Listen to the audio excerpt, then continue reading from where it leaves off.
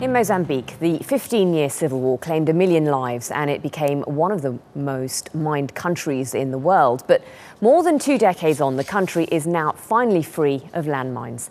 The landmine clearance charity, the Halo Trust, says it's removed and destroyed more than 171,000 landmines since 1993.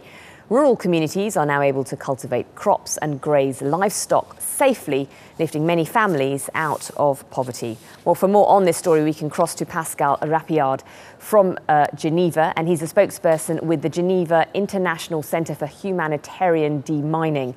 Welcome to the programme. How difficult a process is this, and how sure can we be that Mozambique has actually managed to remove every mine?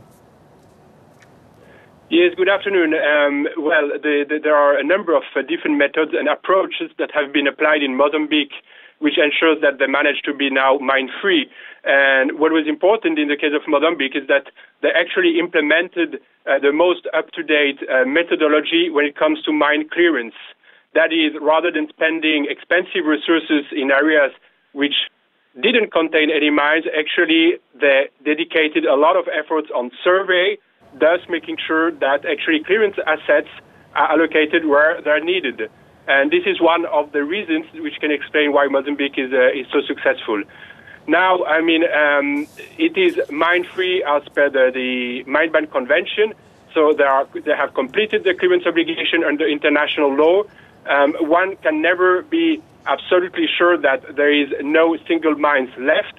But what is clear is that the impact of anti-personnel mines on the population will be now close to zero, although there are still hundreds and thousands of victims to take care of.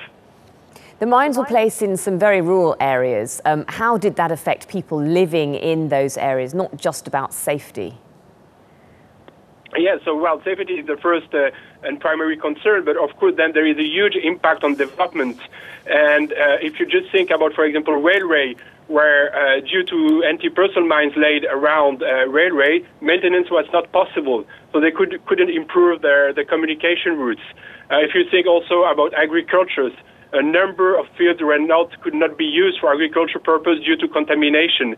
If you think also about reconstruction, about access, humanitarian access, but also access for economic actors, for economic developments, all this is actually impeded by the contamination. So it has a direct and a more indirect, longer-term impact.